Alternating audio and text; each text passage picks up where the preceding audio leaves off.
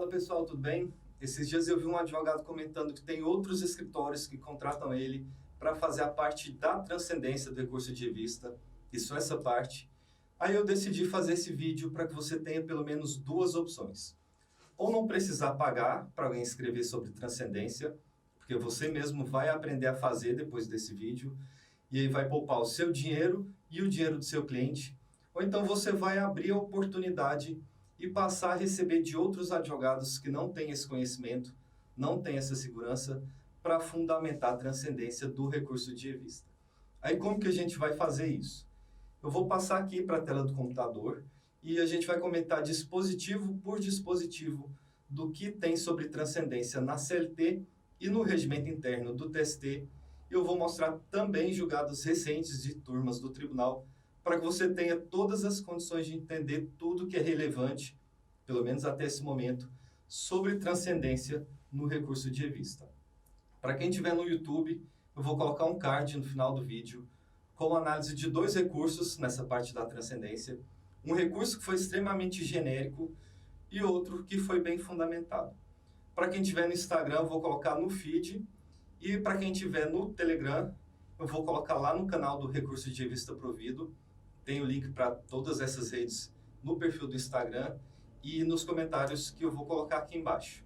Vamos lá então? Já vamos começar a análise então, pessoal. E aqui eu já registro que o que está lá na CLT, no artigo 896A, e o que está no regimento interno do TST é praticamente a mesma redação. E aí a gente vai considerar mais a redação do regimento interno, porque ela é um pouco mais detalhada e mais importante para a prática da advocacia trabalhista. Aqui na CLT a gente só tem a destacar, inicialmente, que esse requisito da transcendência ele não foi incluído pela reforma trabalhista. Foi incluído pela medida provisória 2226 de 2001, mas o que acontece? O TST e a CLT ainda não tinham regulamentado de fato, né, o que seria essa transcendência com relação aos reflexos gerais de natureza econômica, política, social ou jurídica. E aí a reforma trabalhista, sim, que veio prevendo nos parágrafos aí desse dispositivo, desse artigo, o que seria, de forma mais clara, né, esses requisitos da transcendência. Então tá aqui para quem quiser pausar o vídeo e comparar com a redação depois do regimento interno, fica aí essa sugestão. Já vamos partindo então direto para o regimento. Os principais dispositivos são os artigos 246, 247 e seguintes, né, do regimento interno. Vamos aqui, primeiro detalhe. Lá no 246 do regimento interno do TST, diz que o requisito da transcendência, essa análise, né, relativa às normas da transcendência, vão ser exigidos em relação àqueles recursos de revista interpostos contra acórdãos de TRT que forem publicados a partir de 11 de novembro de 2017, porque foi a partir dessa data aqui que entrou em vigor a reforma trabalhista, Lei 3.467 de 2017. No artigo 247 tem um ponto interessante, que vamos voltar aqui no 896A da CLT. Ele diz que o TST no recurso de revista vai examinar previamente se a causa é transcendente. Correto? Já no regimento interno, no 247, diz que essa análise vai ser feita previamente de ofício, ok? Então, respondendo à pergunta do tópico aqui, é preciso abrir o tópico transcendência? Pelo regimento interno do TST, não é preciso, essa questão vai ser analisada de ofício. Confirmando esse entendimento, a segunda turma do TST, nesse agravo de instrumento aqui, relatado pela ministra Delaide, publicado no Diário Eletrônico do dia 26 de junho de 2020, o que decidiu, o que tem lá no corpo desse acórdão? Que nos termos justamente do 247, né, do regimento interno do TST e da CLT também, o TST deve examinar no recurso de revista previamente e de ofício se a causa oferece transcendência com relação aos reflexos, e aí tem aqueles critérios, né, econômico, político, social ou jurídico. Então, a dica aí, se você quiser falar sobre a transcendência, pode falar no recurso de revista, mas não é obrigatório, porque isso vai ser feito, essa análise vai ser feita de ofício pelo ministro ou pelas turmas. Vamos ver aqui o primeiro critério, então, transcendência econômica. A CLT e o regimento prevêem que um dos critérios, né, é o elevado valor da causa, um conceito extremamente subjetivo, e aí fica a cargo do ministro, da turma, do TST, analisar se a causa tem um elevado valor ou não. E a gente tem que a sétima turma estabeleceu alguns parâmetros objetivos.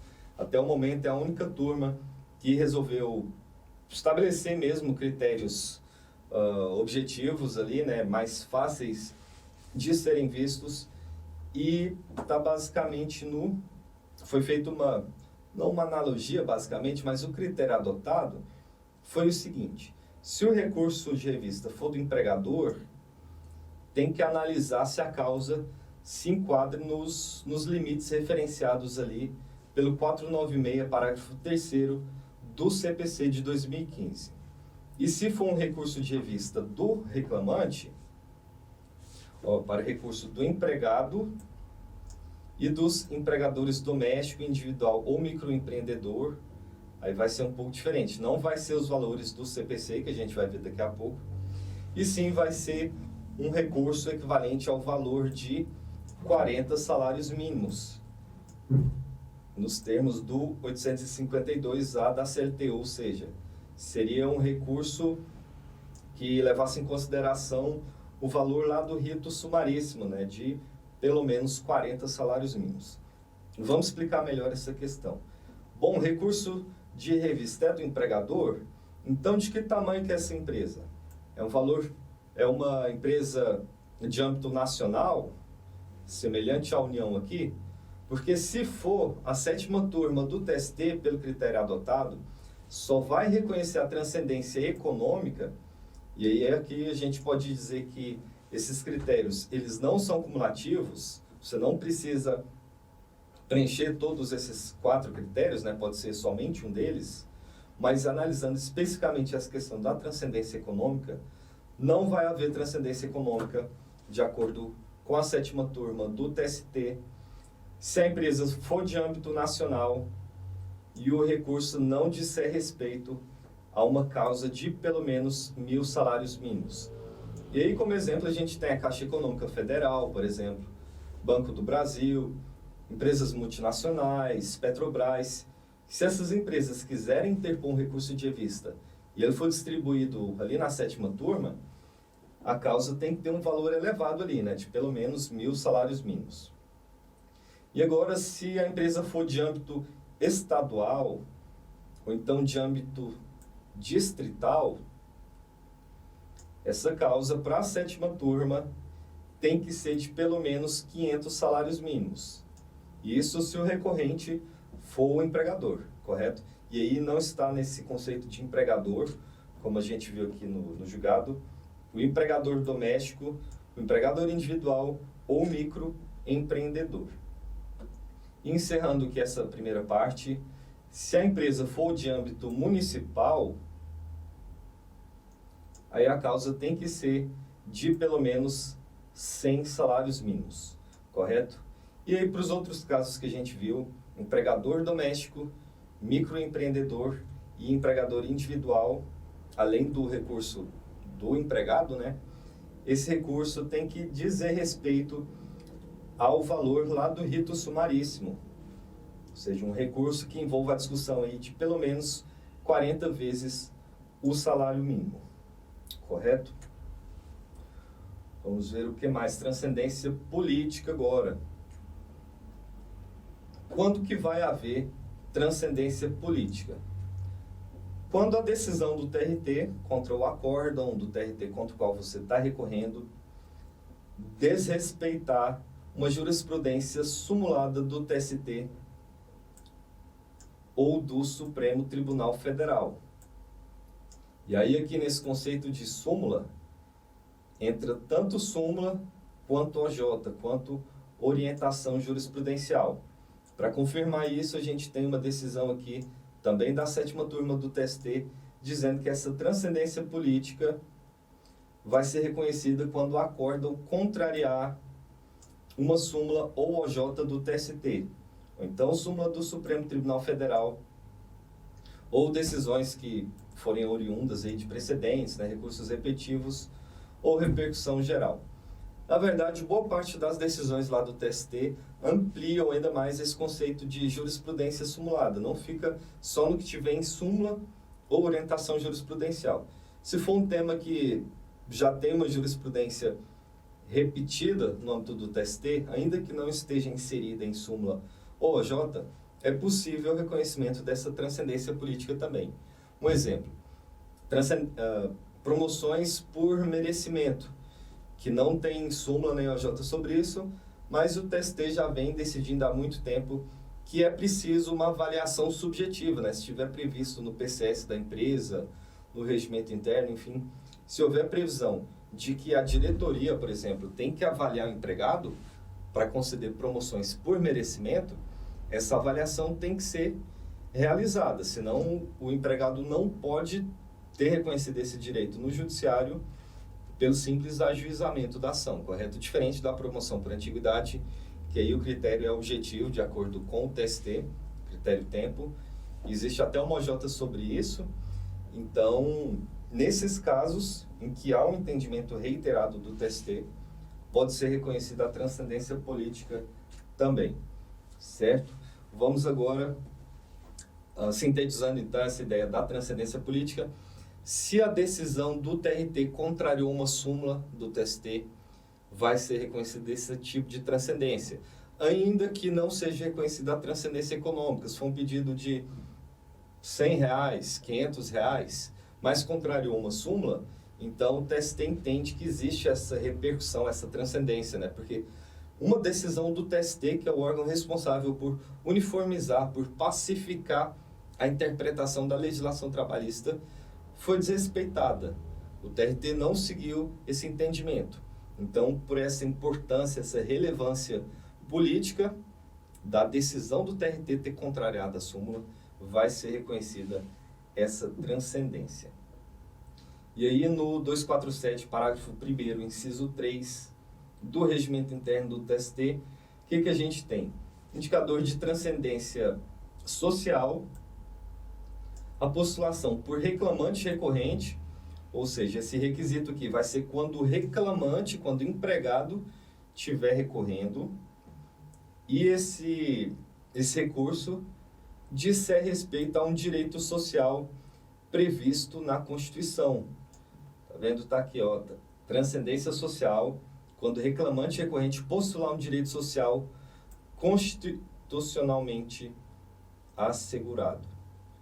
Certo? Então, o entendimento que tem predominado é o seguinte: ainda que o empregado, que a decisão, por exemplo, não revele, que seja caso de aplicação da súmula 126, por exemplo, o reclamante está pleiteando ali horas extras ou adicional noturno. Eu até coloquei aqui no próximo slide, olha só. Todos esses direitos aqui, esse rol do artigo 6º até o artigo 11, na verdade, lá da Constituição Federal, diz respeito a direitos sociais, correto?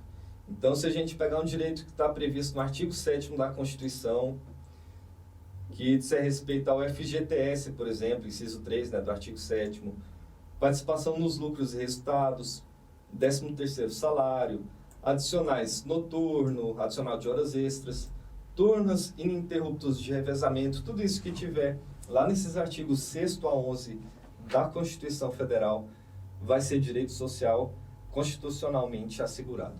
E aí, mesmo que não tenha razão no mérito, o entendimento da maioria do TST tem sido no sentido que vai ser reconhecida a transcendência social. E aí, se for um direito que não está previsto na Constituição, tem um caso clássico que eu vejo lá no tribunal, seria um adicional de conservação de veículo. Não existe esse adicional previsto na Constituição. Então, a priori, não seria reconhecida a transcendência social desse recurso de revista, porque exatamente não tem lá na Constituição Federal adicional de conservação de veículo. Algumas empresas oferecem esse benefício e, levando em consideração essa exigência aqui da lei, a priori não vai ser reconhecida a transcendência social nessa hipótese. E a gente tem o artigo 8º também, né, que fala sobre a faculdade do empregado se filiar a sindicato, né? Então, se houverem descontos ali de contribuição de assistência sindical, por exemplo, essa questão pode ser analisada no recurso de revista, existe transcendência social. Porque o direito, a liberdade do empregado se filiar ou não se filiar a um sindicato está prevista na Constituição, correto? Então, esse é mais um exemplo aí de questão social que pode ser analisada no recurso de revista. Aí tem a estabilidade do empregado sindicalizado também, né? Daquele que concorrer, né, a cargo de direção ou representação sindical. Quando o recurso envolver direito de greve também é mais um ponto, né? Artigo 9º da Constituição Federal. Então, todas essas questões revelam a existência de transcendência social da questão. E agora um último critério, transcendência jurídica. Quando que vai haver transcendência jurídica? Quando tiver uma questão nova em torno da interpretação da legislação trabalhista. Então, veio um dispositivo ali que foi inserido ou modificado por uma lei, que é o que aconteceu justamente com a reforma trabalhista. Se tiver uma questão nova, que não existe jurisprudência pacífica pelo TST, aí vai haver essa transcendência jurídica da causa, certo? Um exemplo aqui, artigo 790, parágrafo 4º da CLT, que veio prevendo aqui que o benefício da justiça gratuita vai ser concedido à parte que comprovar insuficiência de recursos para o pagamento das custas do processo. E aí, qual que foi a questão nova? Deixa eu até destacar aqui. Questão nova em torno da interpretação da legislação trabalhista. Esse 790, parágrafo 4º, veio dizendo aqui que a parte tem que comprovar insuficiência de recurso. Qual a interpretação que pode ser dada? Que a parte de fato tem que comprovar, tem que fazer como acontece muitas vezes na justiça comum, que é colocar o contra-cheque, colocar cartão de crédito, conta de luz, enfim, demonstrar mesmo com outros aspectos fáticos, mas a gente também tem a interpretação de que aquela declaração de hipossuficiência econômica, declaração de pobreza, a gente pode interpretar que ela é suficiente para comprovar essa insuficiência de recursos. Então fica esse conflito, né? Tem que provar efetivamente ou ali a declaração de hipossuficiência basta. Novamente um recurso de revista aqui, analisado pela 7ª turma, decisão publicada em 30 de junho de 2020, disse que a transcendência jurídica dessa causa, né, considerando a interpretação exatamente desse artigo 790, parágrafo 4º da CLT, que foi incluído pela reforma trabalhista, correto? Então, esse é o tipo de interpretação nova, né, da legislação trabalhista. Seria o caso também da questão do Uber ali, né, se existe ou não vínculo de emprego, se a subordinação que existe entre a plataforma Uber e outras, né, Pop, Cabify, enfim, não importa, e o motorista e o trabalhador ali, existe uma questão nova para ser interpretada em relação à justiça trabalhista. Vamos passar para um outro ponto aqui, então, do regimento interno e da CLT, que é o seguinte. No parágrafo 2º aqui está disposto que o relator do recurso de revista pode monocraticamente denegar seguimento ao recurso de revista que não demonstrar transcendência. Então, o recurso é distribuído para a turma, vamos imaginar que para a 3ª turma, 5ª turma, enfim, não importa. E aí o relator pode falar assim, não, deixa comigo, essa aqui eu resolvo, não vou levar nem para a turma analisar, porque esse recurso de revista de cara não tem transcendência. Às vezes pode ser um ministro lá da 7ª turma e falar, olha, esse recurso aqui, a discussão que está envolvendo nele é apenas de R$500. Não existe transcendência econômica, então. O direito não está previsto na Constituição Federal, então não existe transcendência social. Não é uma questão nova, não existe transcendência jurídica.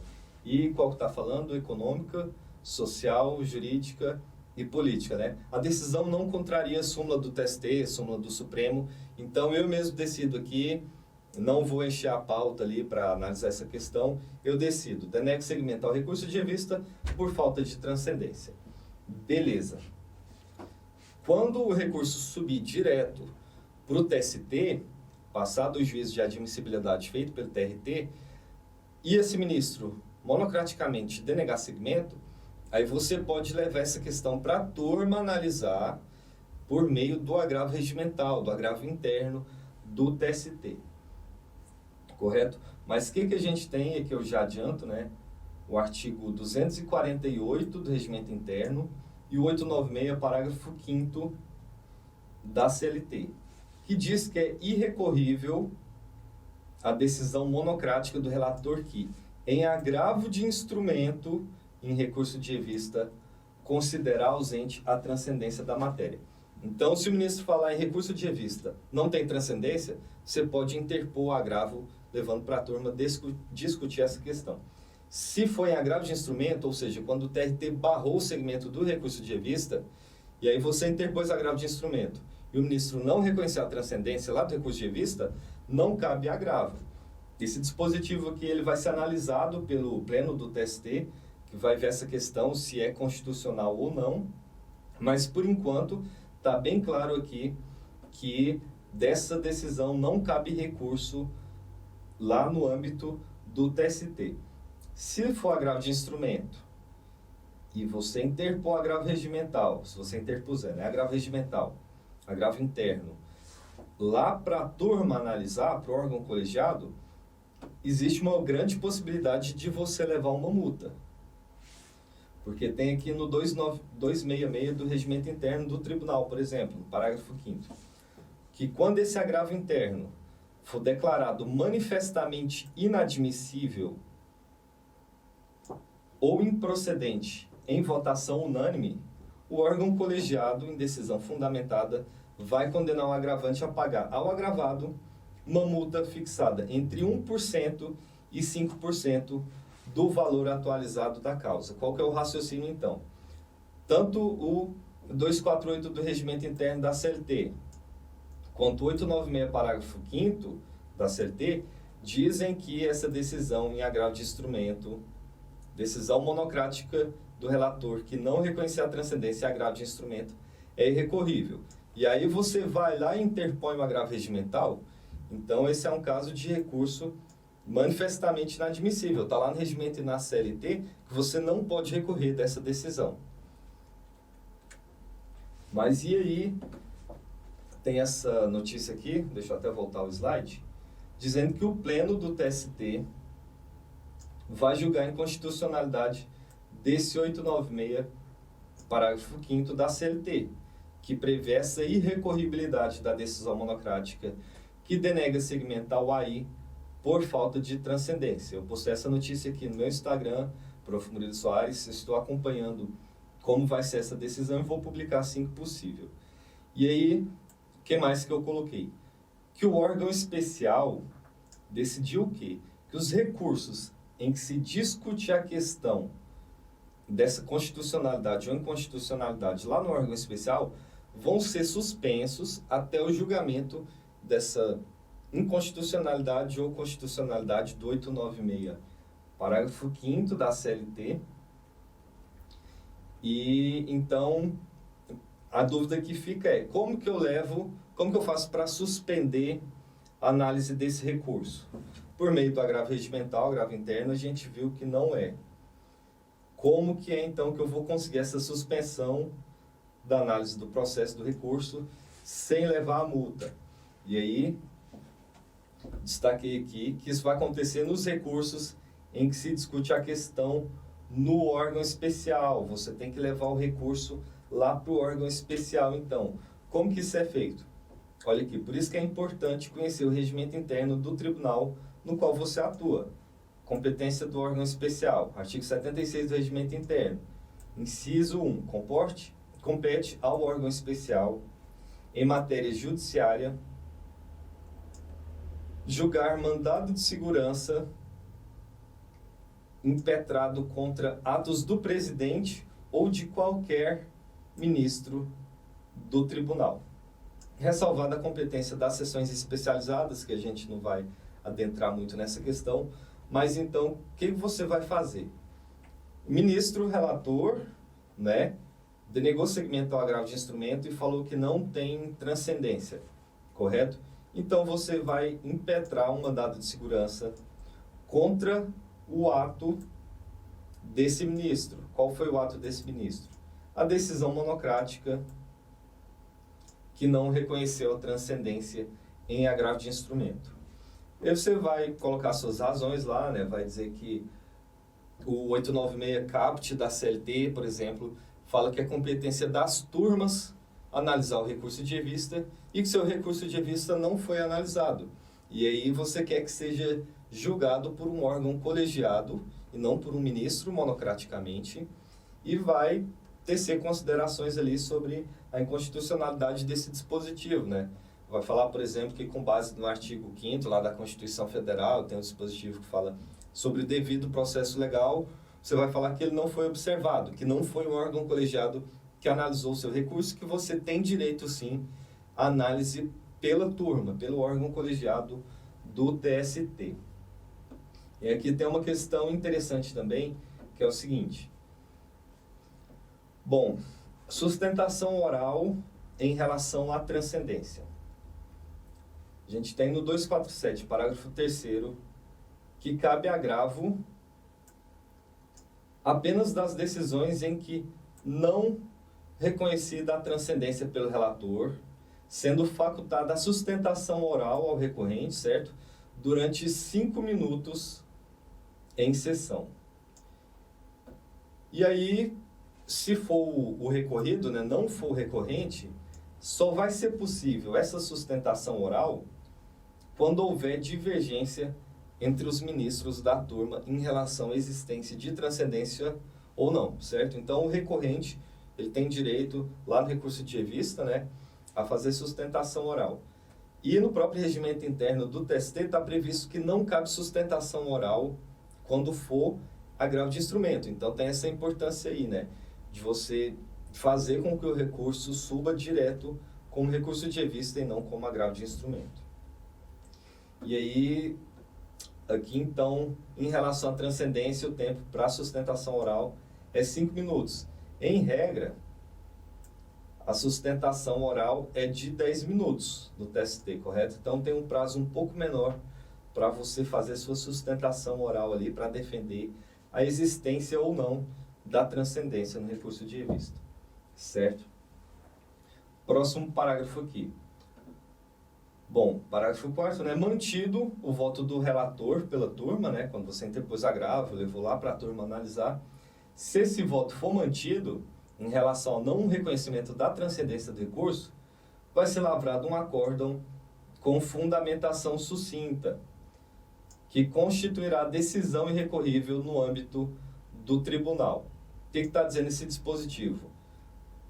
O ministro relator monocraticamente não reconheceu a existência de transcendência. Se levou para a turma não reconheceu.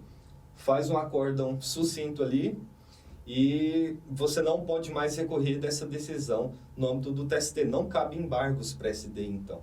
Se você quiser interpor recurso extraordinário para o Supremo ou qualquer outro recurso, aí ok. Mas dentro do TST não vai caber mais recurso dessa decisão.